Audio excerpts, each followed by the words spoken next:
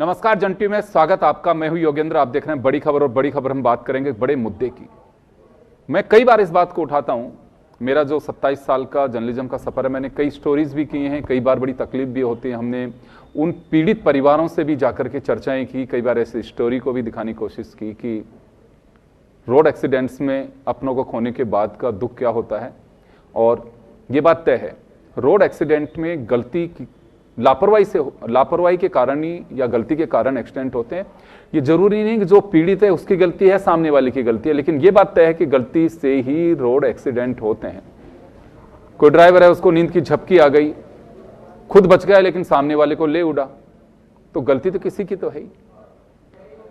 ताजा घटनाक्रम जयपुर का, रॉन्ग साइड से यू टर्न करके एक टैंकर दूसरे टैंकर से टकरा गया। उसके बाद में जो लीकेज है, और उसके बाद में जब हम चर्चा कर रहे हैं शाम 6 बजे शुक्रवार को 6:30 बजे, तब तक 11 लोग मौत का ग्रास बन गए। और बात यही नहीं है, कई लोग ऐसे हैं कि उन जख्मों को सालों तक झेलते रहेंगे। और ये पीड़ा ऐसी पीड़ा है कि जो सुनता है उसको भी बड़ी तकलीफ होती है। परिवारों के परिवार उड़ जाते हैं रोड एक्सीडेंट्स में। हम लोग आतंकी घटनाओं की, इनकी तमाम चीज़ों की बहुत चिंता करते हैं कि वहाँ सीरियल ब्लास्ट हो गया, वहाँ ये हो गया। 14 से 23 के बीच 15,30,000 लोग सिर्फ रोड एक्सीडेंट्स में मरे। 2022 के आंकड़े की बात करूं तो 1,63,000 लोग मौत का शिकार बने। कई बार हम चर्चा करते हैं, एक्सपर्टीज को भी बैठाते हैं, एक्सपर्ट्स को बुलाते भी हैं कि घटनाओं का कारण क्या है। बहुत सारे ऐसे ब्लैक स्पॉट्स हैं जिसकी वजह से होती हैं, कहीं पे कर्व, कहीं कट। कई बार ये कहता है कि नहीं साहब, इस जगह तो इतने एक्सीडेंट होते हैं, भूत दिखता है, ड्राइवर उसको बचाने के चक्कर में गाड़ी पलट देता है। ऐसे ऐसे भी बातें आती हैं सामने। खैर चलिए, आप स्क्रीन पे देख रहे हैं रोड एक्सीडेंट्स के कई कारण हैं, उनके आंकड़े हैं। लेकिन हमारे साथ पैनलिस्ट हैं जो लंबे समय से काम किया इस क्षेत्र में। हमारे साथ प्रेरणा सिंह जी हैं, खुद एक NGO भी चलाती हैं, और सरकार के साथ, ट्रैफिक पुलिस, RTO के साथ में मिलकर के रोड सेफ्टी के लिए क्या किया जा सकता है उसको भी कर रही हैं। हमारे साथ योगेंद्र जोशी साहब हैं, राजस्थान पुलिस सेवा के पूर्व अधिकारी हैं, लेकिन इनकी एक चॉइस रही है ट्रांसपोर्ट ट्रैफिक को लेकर के कि हम बेहतर यातायात कैसे कर सकते हैं। और हमारे साथ रवि सैनी साहब हैं, वो ड्राइविंग भी जानते हैं और अपना एक ट्रांसपोर्ट भी चलाते हैं, और वो जानते हैं कि सड़क पे एक ड्राइवर के सामने क्या तकलीफ होती है और क्या उसे सावधानी रखने की ज़रूरत है। हमारे नॉन पॉलिटिकल पैनल है, और हम कोशिश कर रहे हैं कि आप जो जहन में आपके कुछ चीज़ें चल रही होंगी उनको हम जन टीवी के माध्यम से आप तक पहुंचाएं। तो प्रेरणा जी, आपके पास मैं आना चाहूँगा। ये तो दुखद घटना है, इसे कोई अप्रिशिएट कर नहीं सकता, लेकिन जिस दिन घटना होती है तभी हम चर्चा कर पाते हैं, या रोड सेफ्टी वीक मनाते हैं तब चर्चाएं होती हैं। वास्तव में मुझे लगता है कि जितने मौत का आंकड़ा है, ये तो मुझे लगता है कि रोज ही अवेयर करना और मॉनिटरिंग की आवश्यकता है। अदरवाइज तो एक्सीडेंट्स ऐसे चलते रहेंगे, मुआवजा बढ़ता रहेगा, जिसको जो दर्द झेलना है वो झेलता रहेगा, फिर किसी हम नए एक्सीडेंट का इंतजार करेंगे, फिर चर्चा करेंगे। तो देखिए, ऐसा है, आपने जैसे कहा, रोजाना करीब 450 से ज़्यादा लोग सड़क पे मरते हैं, डेली मरते हैं। तो आज भी जो ये तो एक बड़ा हादसा है, तो हमारी नज़र में आ गया, सबकी नज़र में आ गया, क्योंकि बहुत सारे व्हीकल्स इन्वॉल्व हो गए, बहुत सारे लोग एक साथ, मल्टी कैजुअल्टी हमें दिखाई दे रही है। लेकिन पूरे भारत की छोटी छोटी सड़कों पे, बड़े बड़े हाईवेज़ के ऊपर 1-1, 2-2, 3-3, 4-4 एक्सीडेंट्स रोजाना। और अभी भी, आज भी जो एक्सीडेंट हुआ है, क्या राजस्थान में इकलौता आज एक्सीडेंट हुआ है? भारत में क्या इकलौता एक्सीडेंट हुआ है? नहीं। आज पूरे देश के अंदर कम से कम, जो ये भारत सरकार का ये तो रिकॉर्डेड डेटा है कि करीब 450 से ज़्यादा लोग की मौत होती है। इवन हर 4 मिनट में एक व्यक्ति की मौत हमारे देश में सड़क पर हो रही है। जब आप बोल रहे थे तो आपने कहा कि जब बड़े विमान हादसे होते हैं या कोई आतंकवादी घटना घटती है तो पूरा प्रशासन और पूरी सरकारें, पूरा इवन ग्लोबल लेवल पे हम लोग उसके ऊपर क्वेश्चंस करते हैं, बात करते हैं, मीडिया में बहुत हाईलाइट होता है, और उसके बाद उसके स्टेप्स फॉलो किए जाते हैं। आतंकवादी घटनाएं घटी तो NIA का गठन हुआ, उसके बाद में बहुत सारी चीज़ों को किया गया। लेकिन इवन एड्स भी अगर हुआ था, HIV एड्स, आप जानते हैं 10-20 साल पहले हम उसको बहुत सुनते थे, तो पूरा का पूरा प्रदेश और नेशनल लेवल पे एक डिपार्टमेंट, मिनिस्ट्री उसको डील करती है एक्सक्लूसिवली केवल एक चीज़ को। लेकिन सड़क दुर्घटनाओं से होने वाली जो मौतें और ये इंजरीज हैं, उनको आज भी हमारे देश में एक प्रॉपर कोई डिपार्टमेंट, बोर्ड नहीं है जो उसको डील कर पाए या रिस्पॉन्सिबल कर पाए। प्रदेश स्तर पे रोड सेफ्टी सेल्स का प्रकोष्ठ का गठन तो हुआ है, उसमें बहुत सारे संबंधित जो विभाग हैं उनके अधिकारियों को लाया गया है, लेकिन फिर उसके बाद में उनके स्वयं के अधिकारियों को ये नहीं पता कि हम कैसे इस काम को करें, हम उनकी जो कैपेसिटी है, कहीं इस पूरे देश में रोड एक्सीडेंट से, इंजरीज से संबंधित या रोड सेफ्टी मैनेजमेंट हम कैसे करें उसके संबंध में कहीं कोई पढ़ाई नहीं कराई जाती। हम ड्राइविंग लाइसेंस ले लेते हैं तो उसके कोई प्रॉपर ट्रेनिंग इंस्टीट्यूट नहीं है। इवन टू व्हीलर राइडर्स के लिए तो आज भी इस देश में कोई इंस्टीट्यूट नहीं है, कोई driving training proper two wheeler Riders को नहीं दी जा रही है, जो कि सबसे ज़्यादा मौत का शिकार हमारे देश में होते हैं। तो ये संस्थागत ढांचागत परिवर्तन लाने की ज़रूरत है। और ऑफकोर्स जो रोड यूजर्स हैं, जो सड़क पर चलने वाले व्यक्ति हैं, उनका स्वयं का व्यवहार भी एक बहुत बड़ा कारण है। बिल्कुल जी। जोशी साहब, आपके पास में आना चाहूंगा। आपको हमने बहुत देखा है कि अवेयर करना, चालान से ज्यादा आप इस बात की फिक्र करते थे कि चालान से क्या होगा, सरकारी खजाना आ जाएगा, लेकिन इसकी आदत अगर वही एक चालान फिर मैं भर दूंगा तो उससे स्थिति नहीं सुधर रही है। क्या लगता है वो यूं क्यों है कि कुछ हो पाए आगे? देखिए योगेंद्र जी, जो यातायात विभाग है ये एक बहुत बड़ा सब्जेक्ट है जो ट्रैफिक से संबंधित है जी। इस सब्जेक्ट को समझना वही समझ सकता है जो सड़क के ऊपर चलता है, दिन भर उस चीज़ को देखता है। जैसे जब मैं ट्रैफिक में था तो मैंने इन सब चीज़ों को देखा। मैं ये बता देना चाहता हूँ कि जो हमारा इस परिवहन विभाग जो बना हुआ है, इसके लिए यहाँ भी है, स्टेट में भी है और सेंटर में भी है, लेकिन इनकी जो जिम्मेदारी बनती है ये उसका निर्वहन पूरा नहीं करते हैं किसी भी सूरत में। ये जो अजमेर की घटना घटी है, मैं कुछ दिन पहले उसी रोड से निकला और एक टोल नाके के ऊपर मैं आधे घंटे तक रुका रहा। मेरे पास दिल्ली का एक नंबर था गडकरी जी का, तो मैंने टेलीफोन किया। उनके घर पे जो ऑफिस लगता है वहाँ से उन्होंने टेलीफोन उठाया। मैंने उनसे कहा साहब ये परेशानी है, मैं यहाँ से बोल रहा हूँ और आप लोकसभा में कहते हैं 10 सेकंड के बाद पैसे नहीं लगेंगे और आप मेरी शिकायत नोट करिए। दूसरा, पुलिया के पीछे जब मैं आ रहा हूँ वहाँ से, वहाँ 1-1.5 घंटा लग गया मुझे, वहाँ सर्विस लेनी खराब पड़ी हुई है।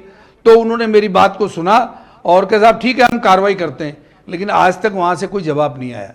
मैं समझता हूँ अगर मैंने उनसे सही बात की है या वो नंबर मेरे सही लगे हैं, उसके बाद वो प्रॉपर आदमी ने मेरी बात सुन ली, तो माननीय गडकरी जी जो बात लोकसभा में कहते हैं, मुझे बड़ी शर्म आती है इस बात को कि इतनी बड़ी बात इतने बड़े मंत्री कहते हैं और उनका ये विभाग जिसके अंदर 1 साल में पुलिया बननी चाहिए, 2 साल में पुलिया बननी चाहिए और उनमें 5-5 साल लग जाते हैं। कारण क्या है योगेंद्र जी कि राजनीतिक ठेकेदार इतने अधिक हैं कि वो इन राजनेताओं को काम नहीं करने देते। अगर उनको समय ज्यादा लग जाता है, वो उनको पनिशमेंट देना चाहते हैं तो दे नहीं सकते। आप देखते हैं सर्विस लेन ठीक ही नहीं होती, सर्विस लेन और पुलिया बनना चालू हो जाती है। यहां बताइए आप क्या हो रहा है, ये लिंक रोड जुड़ने के लिए कट बना हुआ है, वहां से ट्रक ने डाइवर्ट किया। आप देखिए उसको वहां घूमने के लिए जो तरीका होता है सड़क का और बीच के डिवाइडर का बने होने का, वो इस तरह से होता है कि वो ट्रक अगर पूरा बीच में भी आ जाए तो वो टकराता नहीं है, लेकिन कहीं बना हुआ नहीं है। जहां पर ये जो बड़े हाईवे हैं, जो स्पेशल हाईवे हैं बड़े, वहां तो आपको देखने को मिलेगा कि जहां डिवाइडर छोड़ा है 20 फीट छोड़ा, तो वहां जहां कट बना हुआ है उसमें अगर पूरी गाड़ी भी आ जाती है तो दूसरी गाड़ी से टकराता नहीं है वो। लेकिन यहां अजमेर रोड की तो हालत ही खराब है। आप देखिए कि हमारे पूरे देश में 13,795 ब्लैक स्पॉट हैं और राजस्थान में कितने हैं? 994। लेकिन इन ब्लैक स्पॉट बनते क्यों हैं? हमारी सिविल इंजीनियरिंग इतनी खराब क्यों है कि हम जब रोड बनाते हैं तो ये नहीं देखते कि भाई ये जो मोड़ मुड़ रहा है, अब आप देखिए अपने आप पुलिया बनी हुई है, ये भारत सेतु बन रहा है, क्या बन रहा है, अब इसके अंदर क्या करते हैं, बना तो लिया लेकिन अब हर जगह तो डिवाइडर लगा रखे हैं, हर जगह स्पीड ब्रेकर लगा रखे हैं। अरे भाई आपको उसका घुमाव कैसा करना था, उसको किस तरह से बनाना था, वो तो आप देखते। आप देखिए सड़कों की गलत डिजाइन, आप हम दोष देते हैं नागरिकों को, बिल्कुल बिल्कुल गलत डिजाइन बनने से दुर्घटनाएं होती हैं। ट्रकों की पार्किंग सड़क पर रहती है। देखिए हमारे यहां पर इंटरसेप्टर हर जिले में है। आप बांकरोटा जाइए आपको इंटरसेप्टर मिलेगा लगा हुआ, आप दिल्ली रोड जाइए इंटरसेप्टर जो तेज गति को नापता है, लेकिन वो क्या करते हैं, वो कोई बाहर की गाड़ी आ रही है, कोई ऐसा हो रहा है तो उसको काटने पीटने के लिए उसको रोक लेंगे। अरे भाई तुम्हारा काम यही तो है जो दुर्घटनाएं ना हो, तेज गति से कोई ट्रक वाला नहीं आ रहा हो, अगर मान लो भांकरोटा में ऐसी जगह है जहां अभी पुलिया नहीं बनी, लिंक रोड से जुड़ना नहीं हुआ है, तो यहां के यातायात विभाग के अधिकारियों की जिम्मेदारी है कि वहां लगाए। अगर वहां नहीं लगाते हैं तो आप हैं किस लिए? मैं ये कह रहा हूं आपको, जितने लोग मरते हैं उससे ज्यादा तो अधिकारी मौजूद हैं। अधिकारी कर्मचारियों की तो गिनती बहुत है ट्रैफिक के अंदर। आप देखिए इतने हैं, आप देखिए मुख्यमंत्री निकल रहे हैं, दुर्घटना हो गई, रोंग साइड से कार आई। अरे योगेंद्र जी, हमने बचपन से देखा है, कहीं चौराया है तब बीच में पहले पत्थर रख के सिपाही खड़ा हो जाता था। क्यों खड़ा होता था? कोई दिमाग खराब था क्या? इसलिए खड़ा होता था कि कोई उसके टक्कर मारेगा तो पत्थर के लगेगी, साला उसके तो नहीं लगेगी। वहां क्या हुआ है, एएसआई सड़क के बीच में खड़ा है, रोंग साइड से गाड़ी आई, एएसआई को उड़ा दिया, वो मर गया।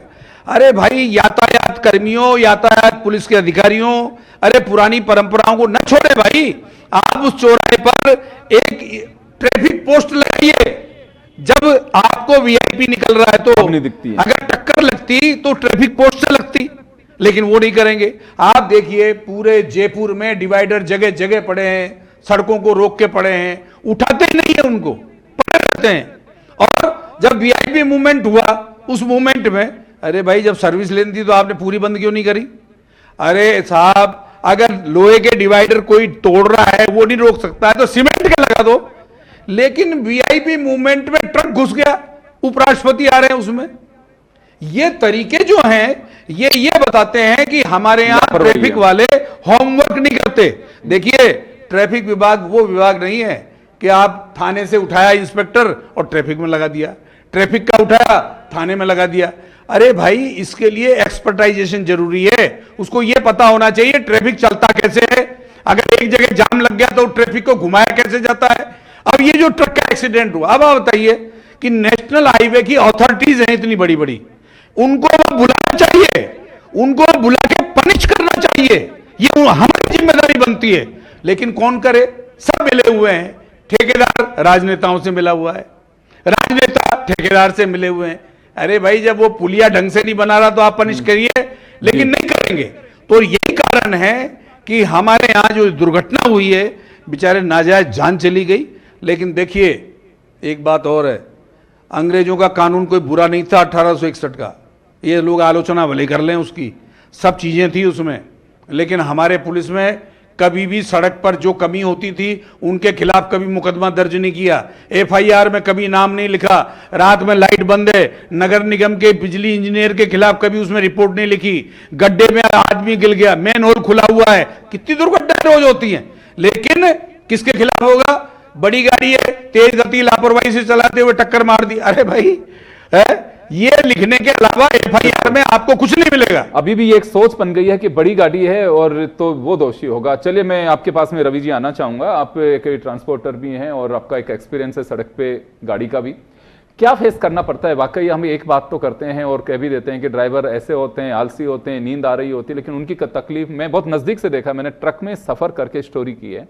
उस ड्राइवर की तकलीफ उनके साथ में, सबसे पहले आरटीओ वाला डंडा मार के वो गाड़ी रुकवाएगा, रुक गया, पाँव भी मार देगा, कोई बड़ी बात नहीं, मैंने देखा आंखों से, सीधे गाली से बात, तू तड़ाके से बात, चाहे कोई ट्रैफिक पुलिस वाले रोके किसी भी पॉइंट पे या फिर आरटीओ वाले रोकें, और बस वो गांधी जी के दर्शन होते फिर आगे बढ़ जाते हैं। तो क्या है, आप बताएंगे कि वास्तव में ऐसे हादसों को कैसे रोका जा सकता है? कभी आप लोगों से चर्चा की किसी ने कि भाई ट्रांसपोर्टर या फिर ड्राइवर, उनकी तकलीफ क्या होती है, उन्हें किस तरह का ज्ञान दिया जाना चाहिए? केवल बस हैवी का लाइसेंस बना और कॉमर्शियल लाइसेंस लेके ट्रक चल दिए, कभी उनकी कोई ट्रेनिंग या कुछ कराते हैं आप लोग? देखिए योगेंद्र जी, भारत देश बड़ा प्राचीन देश है और हमें पुरानी बातों को भी, पुरातन को हमें याद रखना चाहिए। भगवान श्री कृष्ण सारथी हुआ करते थे अर्जुन के, उन्होंने अर्जुन को भी चोट नहीं आने दी, खुद को भी नहीं आई, इतना बड़ा युद्ध हुआ। और पूरे दुनिया के अंदर ये जो ट्रांसपोर्टेशन का काम है ये कम नहीं होगा, दिन प्रतिदिन बढ़ेगा, संख्याएं बढ़ेंगी। ड्राइवर कभी भी अपनी जान जोखिम में डाल करके किसी यात्री के या माल परिवहन में भी वो दूसरे का नुकसान करना नहीं चाहता। ड्राइवर हमेशा सतर्क रहता है। लेकिन आपने कहा, क्योंकि आप पुलिस डिपार्टमेंट में रहे हैं, ये दृढ़ इच्छा शक्ति वाले अधिकारी नहीं हैं। हाई कोर्ट, सुप्रीम कोर्ट के जो आदेश होते हैं उनकी पालना नहीं होती है। नगर निगम, हाईवे अथॉरिटी, ये सब लापरवाह हैं। आज जो अजमेर रोड का इतना बड़ा हादसा हुआ है उसके लिए बहुत बड़े दोषी हम हैं। और देखिए, जो घोड़ा नहीं समझता था, जयपुर सिटी की स्थिति देखो आप, जब घोड़ा चलता था तो घोड़ा समझता था, वो कभी टक्कर नहीं मारता था। लेकिन अब जनसंख्या का दबाव, कोरोना काल के अंदर हमने देखा कि कोई दुर्घटना नहीं, लोग सेवा के अंदर लग रहे थे, अब आपाधापी हो रही है और हर आदमी स्वतंत्र हो गया। जिसको आवश्यकता नहीं है वो भी कार ले आया, जिसको आवश्यकता नहीं है पब्लिक ट्रांसपोर्ट में जाना नहीं चाहते, वीआईपी कल्चर हो गई, हर व्यक्ति के एक घर में 5-5 गाड़ियां हो गई। हाई कोर्ट ने आदेश कर रखे हैं आपकी पार्किंग की सुविधा नहीं है, फिर आप क्यों लगाते हैं। लेकिन इन सब के लिए पूरे जनमानस को समझना पड़ेगा, क्योंकि आने वाले समय के अंदर ये आदमी एक्सीडेंट में नहीं, पूरे दुनिया जान रही है एक्सीडेंट में लोग कम मर रहे हैं, डिप्रेशन में मारे जा रहे हैं। दिल्ली जैसे शहरों में रोड रेज की घटनाएं देखते हैं, कोई ओवरटेक कर रहा है वो बेसबॉल से मार रहा है, झगड़ा कर रहे हैं और डिप्रेशन, ब्लड प्रेशर बढ़ के और हावी हो जाता है। आदमी कर्मचारी 6 घंटे काम करता है और ट्रैफिक में 6 घंटे लग रहे हैं आने जाने में।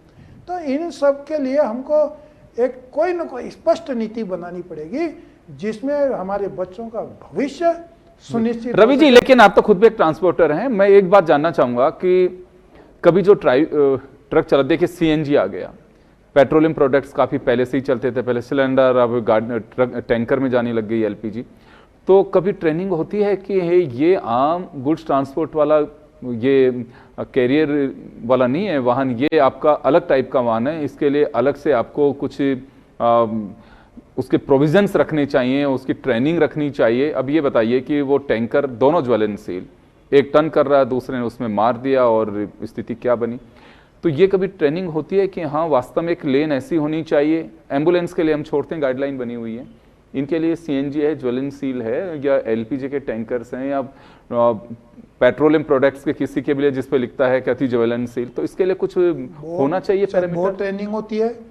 भारत पेट्रोलियम है, इंडियन ऑयल है, हिंदुस्तान पेट्रोलियम है, ये अपने एक कर्मचारी को पेट्रोल पंप पे खड़ा करते हैं। ड्राइवर को हम किसी ट्रक टैंकर लगाते हैं तो ड्राइवर को स्पेशल ट्रेनिंग होती है कि हमको सुरक्षा कैसे रखना है, आग लग जाए तो कहाँ भागना है, कितनी दूर गाड़ी ले जानी है, इन सब की सुरक्षा है।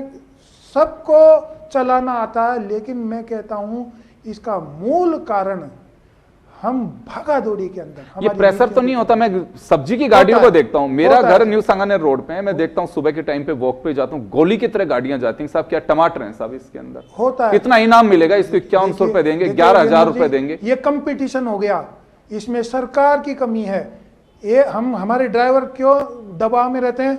आप देखिए सिंधी कैंप बस स्टैंड में एक स्लॉट दे दिया 3 मिनट का, और परिवहन विभाग क्या करता है, 1-1 मिनट में 10 गाड़ी चला दी, फिर वो 3 मिनट के अंदर 5 गाड़ी लग जाएगी, फिर वो ड्राइवर रोड पे कंपटीशन करेंगे, वहां खड़े रहेंगे, और जो कंपटीशन करेगा वो मारेगा।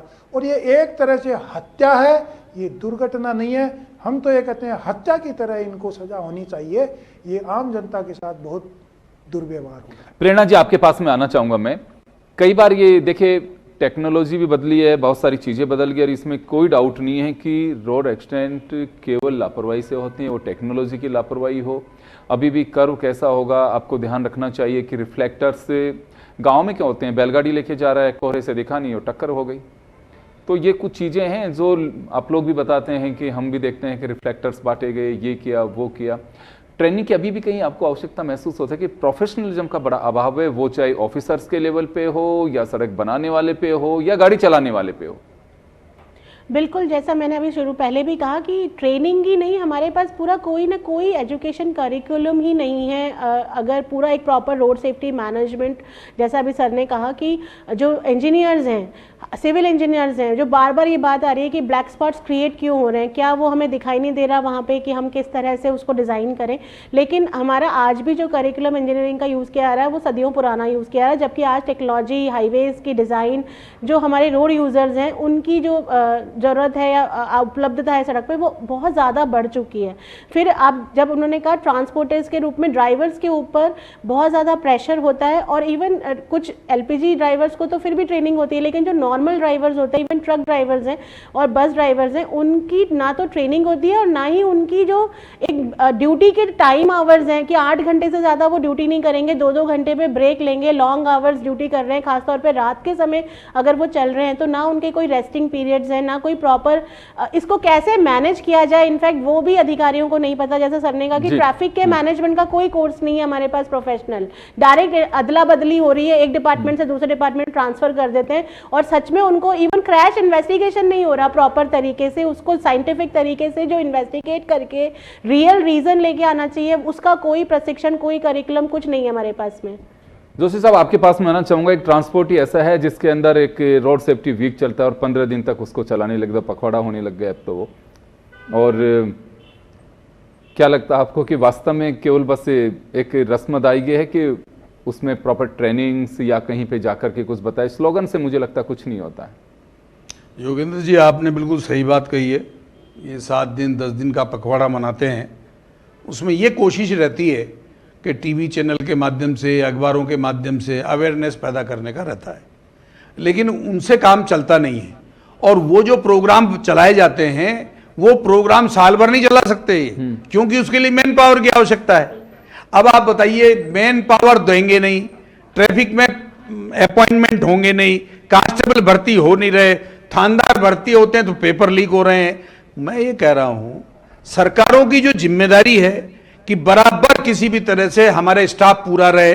थानों में पता आपको 1/4 स्टाफ है जिनसे थाने चल रहे हैं, और आपने नए कानून और रख दिए, और उन कानूनों में ऐसी ऐसी बातें रख दी हैं जिनकी पालना नहीं हो रही है, वहां भी तकलीफ हो रही है। और ये सोच रहे हैं कि हमने भारत के नए कानून बना दिए, भारत में उनका नाम दे दिया, लेकिन पूछो तो सही उनसे जो लागू कर रहे हैं कि क्या वो उनकी पालना कर रहे हैं कि नहीं कर रहे हैं। आप देखिए, मौके पर जहां पर घटना स्थल है आप वीडियोग्राफी करेंगे, आप बरामदगी में वीडियोग्राफी करेंगे, आपको भीड़ करने देगी? आप किसी से बरामद करना चाह रहे हैं हथियार, आप उसकी वीडियोग्राफी बनाएंगे? ये तरीके जो है आप अपने मोबाइल से बनाइए। मतलब देखिए आप, ये जो तरीके अडॉप्ट किए गए हैं, और कोर्ट मोबाइल को जब्त भी कर सकता है कि आप इसको अब रख दीजिए, मतलब जिस दिन डिस्पोजल होगा उस दिन देंगे। मतलब ताज्जुब की बात है कि हम जहां अब सफर कर रहे हैं उसके अंदर ट्रैफिक के नए नए संसाधन बनने चाहिए। आप देखिए, चौराहों पे बड़े बड़े कमरे बना दिए, रेस्ट रूम। अरे भाई, इनकी जरूरत नहीं है। ट्रैफिक वाला रेस्ट करने के लिए आता है क्या? 8 घंटे 10 घंटे नौकरी करता है, उसमें उसको बाहर बैठने की जगह होनी चाहिए, बाहर उसके ऊपर चौकड़ी बनी हुई होनी चाहिए। मैंने लिखा कई बार, डीजी को मैसेज किए कि आप ये कमरे बंद कराइए, ये जगह जगह कमरे बना दिए आपने। बिल्कुल आप सही कह रहे हैं कि कुछ चीजें ऐसी हैं जिस पे गौर करना चाहिए, और अगर कुछ सुझाव आते हैं तो वाकई उस पर ध्यान भी दिया जाना चाहिए। चलिए रवि जी, आपके पास में आना चाहूंगा, समय का अभाव है। मैं चलते चलते आपसे जानना चाहूंगा कि वास्तव में ड्राइवर्स के मैं तकलीफ को समझ सकता हूं, उनकी झपके आने का कारण। देखिए, अब जो मेजर एक्सीडेंट्स हो रहे हैं सर, आमने सामने दोनों गाड़ियां भिड़ती हैं, सबसे पहले ड्राइवर और क्लीनर जो होते हैं वो मरते हैं। बहुत सारे आए दिन मैं सुनता हूं, हमारे जो चैनल पे सुबह में खबर आती है, बड़ी दुर्भाग्यपूर्ण होती है, मजबूरी में चलाना पड़ता है, हम नहीं चलाना चाहते। सुबह सुबह ऐसी खबरें, 2 गाड़ियों में एक्सीडेंट, ड्राइवर कंडक्टर जिंदा जले, कितनी तकलीफ होती होगी सुन करके भी। बहुत तकलीफ होती है। तो क्यों होते हैं? कभी क्या चर्चा की जाती है कि भैया नींद आ तो आप सो जाइए, क्यों उस स्टेप का इंतजार करते हैं, चल मैं वहां जाकर के गाड़ी लगा के सो जाऊंगा? प्रेशर तो नहीं डालते हैं आप लोग? देखिए योगेंद्र जी, प्रेशर नहीं है, समस्याएं जनसंख्या बढ़ने की, ट्रैफिक बढ़ने की। हम ही दुखी नहीं है, हवाई जहाज का पायलट भी परेशान है, वो भी सुरक्षित नहीं है, वो भी नींद नहीं निकाल पा रहा। ड्राइवरों की हालत ये है कि मरता नहीं है, घायल हो जाता है तो उसका परिवार दुखी होता है। और लाखों लोग, किसान का बेटा किसान बन जाएगा, व्यापारी का बेटा व्यापारी बन जाएगा, लेकिन ड्राइवर का बेटा ड्राइवर नहीं बनना चाहता। क्यों? सरकारी ड्राइवर बनता है उसको तो लाभ मिलता है, और ये जो लाखों लोग राजस्थान के अंदर कम से कम 60,000 तो बसों पे ड्राइवर है, और 6 लाख ड्राइवर ट्रकों पर है, और उसी के बाद कॉमर्शियल जो व्हीकल हैं इन पे 15 लाख ड्राइवर हैं। 25-30 लाख का आंकड़ा यही हो जाता है। कम से कम 30 लाख से ज़्यादा है, लेकिन सरकार एक भी सुविधा उनको देती नहीं है। वो क्या करेंगे? सर्दी में उनको पास कपड़ा पहनने को नहीं है, गर्मी में हालत ये होती है 50-52 डिग्री टेम्परेचर में जाते हैं। कोरोना के अंदर आप देखिए इंटर स्टेट लोगों को, अप्रवासी भारतीयों को छोड़ा, सरकार के मुलाजिमों को तो सारी सुविधा मिली, ड्राइवर तो मौत के मुंह में। कई ड्राइवर मर गए कोरोना से, लेकिन सुविधा नहीं मिली, क्योंकि वो तो छोड़ के आया, वो खुद भी रोग ले आया, घरों में ले आया। ड्राइवर करते क्या? हाईवे पे आप देखिए, एड्स का सबसे बड़ा कारण ड्राइवर को में हाईवे पे सचेत रहना नहीं है। क्यों? कि वेश्यावृत्ति तो बढ़ गई, लेकिन ड्राइवर सचेत नहीं है, तो खुद रोग लाता है, पूरे परिवार को देता है, पूरे गांव को दे देता है। तो ये इसमें सरकार का बड़ा योगदान है कि कई चीजें अभी कहा जाता है कि शराब के ठेके इतने मीटर अंदर होंगे, लेकिन आराम से मोटे अक्षरों में लिखता है कि दारू की दुकान, ठेका, ये वो जो भी कुछ लिखा होता है। दूसरा, अभी सबसे बड़ी मैं कुछ चीजें हैं, मैं कई बार देखता हूं कि ड्राइवर प्लेट को किसका देता है। मैंने पूछा एक बार एक ड्राइवर से बगरू के आगे, मैं हमने खाना नहीं खाया, प्लेट ये सब बासी दाल है। मैंने होटल वाले से, अच्छा बासी चली गई क्या? उसको गाली दे रहा है, जो छोटू क्या दे दिया साहब को, तो भाई तो ऐसे रखी क्यों रहे, इसको फेंक यहाँ से। तो आप अंदाजा लगा सकते हैं कि क्या क्या स्थितियों का सामना करना पड़ता है। खैर चलिए, सिंपैथी है, इसमें कोई दो राय नहीं है, लेकिन हमें वाकई केवल चर्चाओं से, बहस, उससे आगे बढ़कर के मॉनिटरिंग के साथ साथ ये देखना चाहिए कि अगर रिपोर्ट कुछ आ रही है, रिपोर्ट की मुझे लगता नहीं है कि रिपोर्ट, इसमें तो तुरंत में कार्रवाई होनी चाहिए, और कार्रवाई होकर के कई ऐसी चीज़ें हैं। और आपने बहुत अच्छी बात कही थी अभी जोशी साहब ने कि ट्रैफिक का अलग से होना चाहिए। आप थाने से उठा के ट्रैफिक में डाल देते हैं, उसको पता ही नहीं है कि कहाँ पे क्या हो रहा है। तो ट्रेनिंग होनी चाहिए प्रॉपर। मुझे लगता है कि कुछ चीज़ों का अभाव है जिसे दुरुस्त करने की ज़रूरत है, अदरवाइज़ तो इस तरह से एक्सीडेंट होते रहेंगे, चर्चा करते रहेंगे, जिनके चले जाते हैं वो रोते रहेंगे और बस हम अफसोस करते रहेंगे। ये हालात सुधरने वाले नहीं, अगर इस पर कोई ठोस कदम नहीं उठाया गया तो। आप सभी का बहुत बहुत शुक्रिया। बड़ी खबर में इतना ही, दीजिए इजाज़त, नमस्कार।